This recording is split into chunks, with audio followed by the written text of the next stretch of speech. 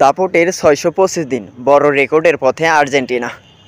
২০২২ কাতার বিশ্বকাপ দিয়ে দীর্ঘ শ্রেষ্ঠত্বের মুকুটের আধার স্বপ্ন পূরণ করেছে আর্জেন্টিনা।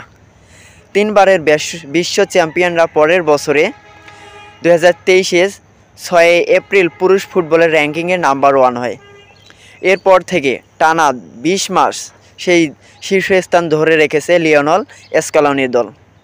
গতকাল ১৯ ডিসেম্বর সর্বশেষ হালনাগাদ ফিফার র্যাঙ্কিংয়ে আর্জেন্টিনা টানা ৬২৪ দিন ফুটবলের সর্বোচ্চ স্থানে রয়েছে।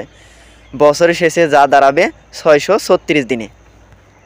এভাবে আন্তর্জাতিক ফুটবলে নিজেদের দাপটে পারফরম্যান্স ধরে রাখতে পারলে আবারও বড় রেকর্ডের হাতছানি দিচ্ছে লিওনেল এমিলিয়ানো মার্টিনেজের সামনে।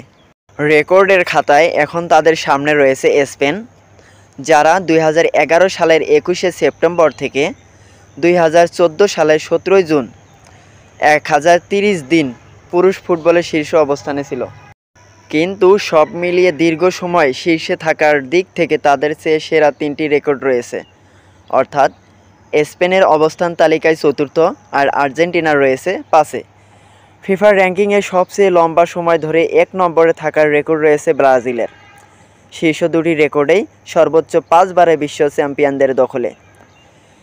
২০ জুলাই থেকে ১৯৯৮ থেকে ১৫ মে ২০০১ সময়কালে ২৪৯১ দিন র্যাঙ্কিংয়ের শীর্ষে ছিল সেলেসাওরা।